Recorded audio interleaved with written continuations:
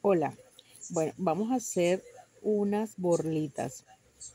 Son simplemente unas rueditas de papel, de cartón, del tamaño que tú quieras.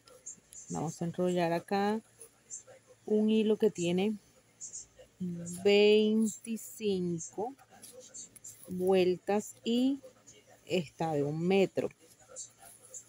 Vamos a introducirlo dentro.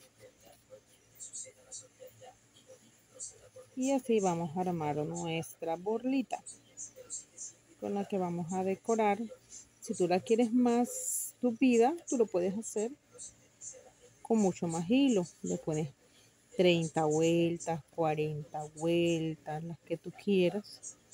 Yo como voy a hacer un pompón pequeño, no tan tupido, me sirve así. Mira, vamos a cortar por aquí. Vamos a cortar por aquí, súper fácil. Listo. Le metemos acá en el medio un hilito.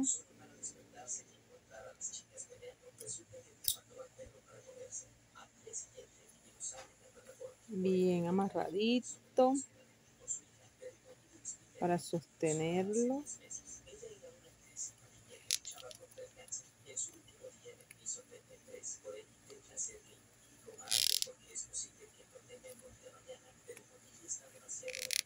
Bien apretadito. Hay muchas formas de hacerlo. Recuerda que yo tengo mi forma, mi manera.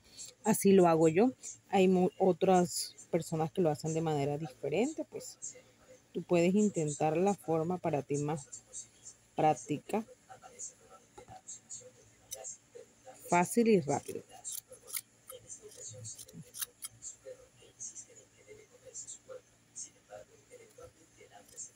Vamos cortando alrededor para ir dando forma a nuestra bolita, a nuestro pompón, que lo podemos colocar para decorar nuestras mochilas. Tiene múltiples usos. Se decoran sandalias, puedes hacer llaveros, ya sabes. Entre más tupido lo quieras hacer, si lo quieres más tupidito, tú sencillamente le vas a colocar más hilos, más cantidad de hilo. Bueno, aquí me está dando ya más o menos la forma que yo quiero. Mira. Y ahí me va, ahí le voy redondeando hasta que quede como yo quiero. ¿Ves?